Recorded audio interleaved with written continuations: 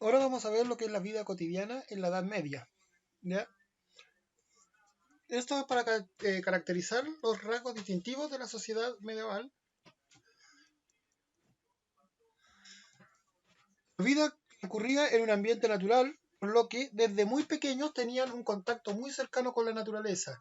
En esa época no existía tecnología prácticamente, por ende todo se realizaba muy cerca, con un contacto desde muy pequeños, los niños tenían un contacto muy cercano con la naturaleza, por ende entendían muy bien los fenómenos naturales. En el sentido de que, por ejemplo, eran capaces de saber si luego venía una tormenta o cuándo deberían plantar o cosechar los alimentos. En ese sentido entendían los fenómenos. También dentro de la vida cotidiana se destacan, por ejemplo, las viviendas en la Edad Media, como eran los dormitorios, la alimentación, las creencias y la muy fundamental presencia de la iglesia. Esta giraba en torno a dos coordenadas, la vida cotidiana de las personas en la Edad Media, las que eran el tiempo. El ritmo de vida dependía de las horas de luz, se medía por el sonido de las campanas de la iglesia cada 3 horas, considerando que el reloj se inventa recién en el siglo XIV, y la jornada laboral comenzaba con el sol y terminaba con él. Por ende era más larga en el verano y más corta en invierno. Esto quiere decir que el ritmo de la vida de las personas de la Edad Media comenzaba al salir el sol, comenzaba su trabajo y terminaba cuando el sol se escondía. Recuerden que en esa época no existía luz artificial, luz eléctrica, solamente con suerte velas. Por ende, podían trabajar solamente cuando había luz solar. Se medía el día también lo dividían de acuerdo al sonido de las campanas. Recuerden que la iglesia siempre estaba presente en todos los pueblos. Y las campanas cada 3 horas, en las iglesias se llamaba oración a los sacerdotes, a los monjes o a las monjas, y por ende se guiaban su día con respecto a cuántas campanas, cuántas veces habían escuchado las campanas. Por ejemplo, si la primera campanada eran a las 9, ellos sabían que a las 9, a las 12 vendrían nuevamente las tres campanadas y podían decir ya es hora de comer algo. Después en la tarde venían nuevamente las otras tres campanadas, o sea, guiaban. Su día lo dividían de acuerdo a lo que son las campanas de las iglesias. Iban dividiendo cada 3 horas su periodo para poder ir viendo cada vez que sonaban las campanas, ya sabían ellos que habían pasado 3 horas. Por ende también la jornada laboral, principalmente, todos comenzaban con el sol, es decir, a la salida del sol comenzaban a trabajar y terminaban de trabajar cuando el sol se escondía. Como días más largos en verano que en invierno, por eso es que la jornada era más larga en verano que en invierno. La otra coordenada vendría a ser el espacio. Si teníamos el tiempo, también tenemos el espacio. Es decir, la distancia se medía por el espacio que una persona podía caminar. Si bien existían en ese tiempo, o sea, andaban a caballo, existían carretas, no eran accesibles para todo el mundo. La gran mayoría de las personas, el 90% de la población, que eran campesinos, nunca habían salido siquiera de su aldea. Aquí tenemos un ejemplo cómo estaban distribuidas. Acá tenemos la aldea, el monasterio, que forma parte del clero, y el castillo, donde estaba la nobleza, y además la gente vivía en su aldea sin conocer aldeas vecinas, podía trasladarse la distancia que podía caminar. Recuerden también que había gente, que eran los siervos de Gleba, que estaban unidos a la tierra, es decir, eran parte de la tierra, eran como si fueran un árbol, no podían salir de un lugar de residencia bajo ningún aspecto porque eran parte de la tierra. Y a lo más podían acercarse a la iglesia a orar. Y en el caso de, recuerden también cuando vimos el vasallaje, el señor se obligaba o entregaba a sus vasallos protección. Por ende, en caso de que existiera algún tipo de ataque hacia la villa o aldea, la gente se podía proteger o refugiar en los castillos porque eran mayor, valga la redundancia, eran fortificaciones, es decir, tenían mayor resistencia a cualquier tipo de ataque. Solo podían viajar por regla general los nobles, porque tenían el dinero para hacerlo, sus carruajes, los comerciantes, pero también los comerciantes tenían el problema, recuerden que no era mucho el comercio porque en los caminos había muchos riesgos, existían muchos ladrones y había mucha cantidad de riesgos para los viajantes, y los juglares, que eran los que eran como los músicos de la época, que iban de aldea en aldea, de villa en villa, pues, llevando su arte y solicitando dinero de los aldeanos y los residentes. También eran los que contaban las gestas o epopeyas de distintos lugares, eran los que trasladaban las leyendas y las hazañas de algunos de los señores en los distintos lugares, especialmente en los cantos de caballería. Eran como vendría a ser ahora, asociándolo un poco, eran como los artistas callejeros, en un cierto aspecto, porque iban trasladándose, se esperaba que reunieran un poco de gente, les contaban sus hazañas o sus cantos, o los poemas, o lo que tuvieran que, cual fuera su arte, y luego se trasladaban a la siguiente aldea o villa para seguir con su trabajo. Es decir, que en lo que respecta a la situación espacial en la Edad Media, la mayoría de la gente solo conocía lo que era su villa o aldea.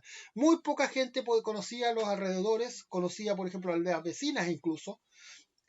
Había muy poca gente que se desplazaba y el mayor desplazamiento era desde su villa a lugares de trabajo que generalmente estaban, como se ve acá, las zonas de cultivo muy cercanas a las villas y a la iglesia en caso de que tuvieran que asistir a la misa o por ayuda espiritual y en caso de protección al castillo. O sea, ese era como el mayor movimiento, eran muy restringidos en lo que es el movimiento, no como ahora que podemos viajar por casi cualquier lugar del mundo. En ese momento, como el viaje que podían hacer era lo que podían recorrer principalmente a pie y los caminos eran muy peligrosos, se mantenían principalmente en las villas o aldeas.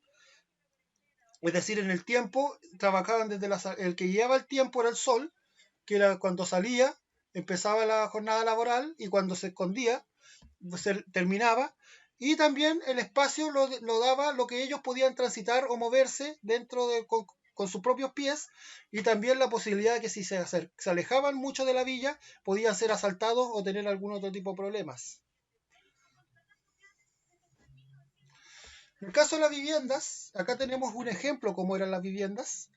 Los campesinos contaban con una estancia, que era lo que vemos acá, que compartía con los animales, como vemos acá, tienen los animales dentro del hogar.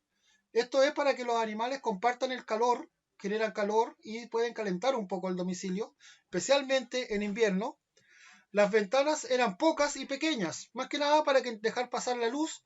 Usaban telas enceradas o pergaminos, ya que el cristal o el vidrio era un lujo incluso para los ricos. Solamente se usaba en las iglesias, en los conocidos vitrales, que son como obras de arte que se hace con vidrio de colores. Los ricos también tenían telas y tapices que cubrían las murallas, las paredes, para resguardarse del frío.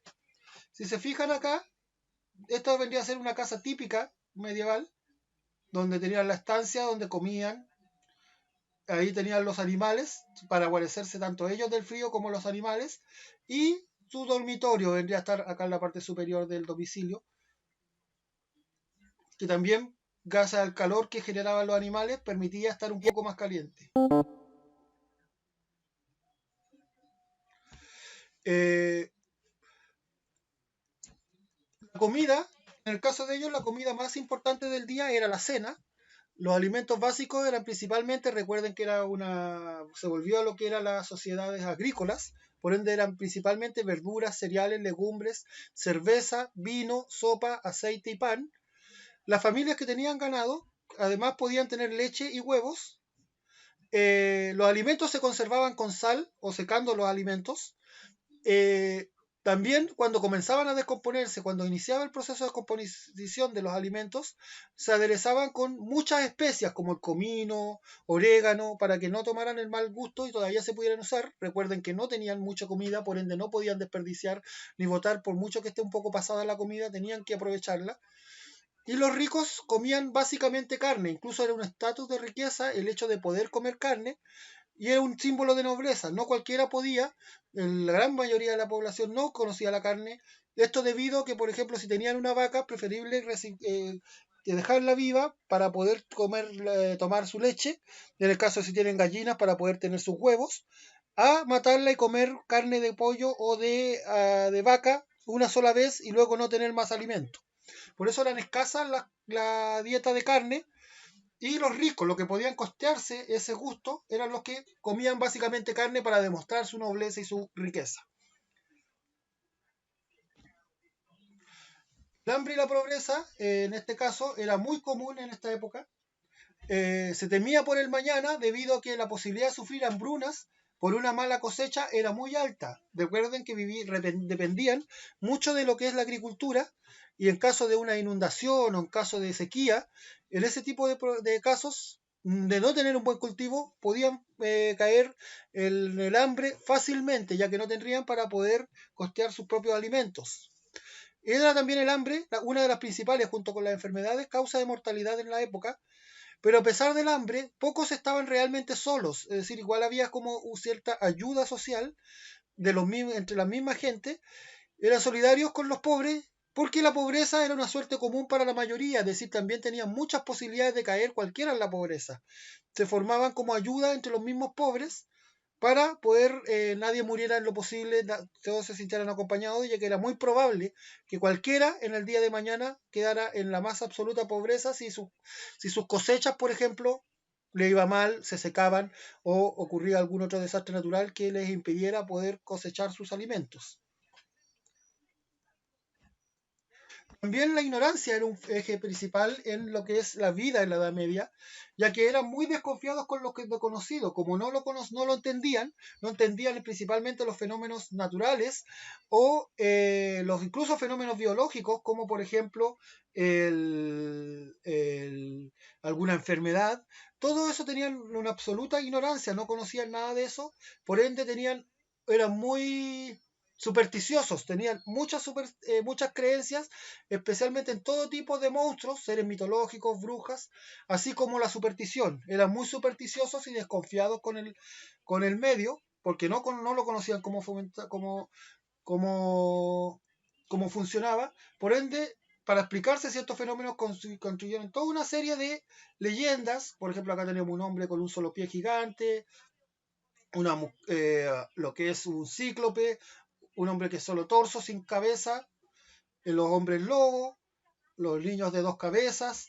Es decir, tenían una serie de leyendas para explicarse un poco los fenómenos naturales. Muy probablemente, por ejemplo, podían decir que cuando temblaba o movía la tierra era porque este hombre de gran pie estaba saltando y por eso la tierra se mecía y se movía.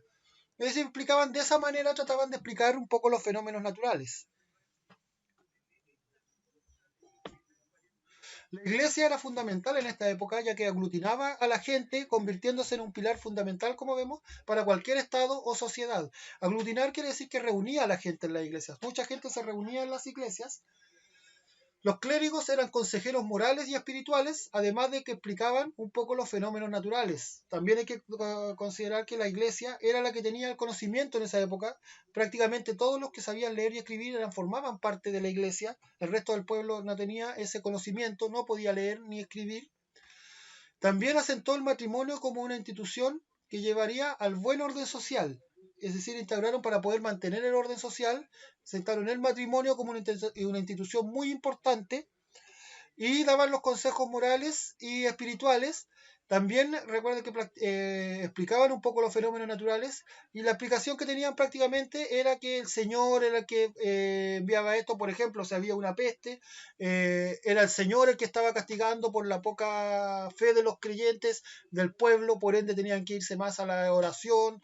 También si había algún fenómeno natural desastroso, podía ser que alguna bruja estuviera en el lugar y hizo un mal de ojo, un hechizo, para dañar al pueblo y por eso no crecían las plantas, no tenían una mayor formación o conocimiento más científico, por decirlo de alguna forma, sino que todo lo basaban en la superstición y en lo que podía decir la iglesia.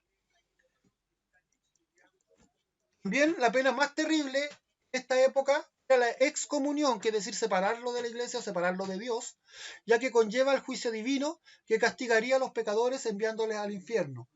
Es decir, que peor que incluso las torturas en vida, era peor la excomunión, porque si bien ellos tenían ya el conocimiento que había sido entregado por la iglesia, o sea, que les decían que no importaba mucho lo que estuvieran pasando en este momento, la vida era un mar de pesares, pero en el futuro el Señor lo iba a recompensar con el cielo y el paraíso, así que por ende no importaba mucho el sufrimiento que pudieran tener en vida, siempre y cuando tuvieran garantizado la paz y el gozo eterno en el cielo, y la excomunión les quitaba eso. era como quitarle la posibilidad de poder tener ese confort del cielo y pasar de haber tenido una vida muy difícil en el plano físico, la vida como la conocemos, a pasar también las penas eternas en el infierno durante toda la eternidad. Es por eso que la excomunión era vista como la peor de las condenas. Generalmente venía junto con la excomunión la quema o la muerte de la persona, pero en caso de que eso no sucediera, era también apartado socialmente. Es decir, que no fuera cristiano, que no estuviera, que sufriera la excomunión. Si tenía la suerte de que no terminaran con su vida para salvar su alma, quedaba apartado de la sociedad. Y como veíamos, mucha gente era pobre en esa época y no moría de hambre por la ayuda del mismo pueblo o aldea. Por ende, el hecho de que lo apartaran significaba también que no lo recibieran, no poder conseguir alimento y prácticamente también morir de hambre.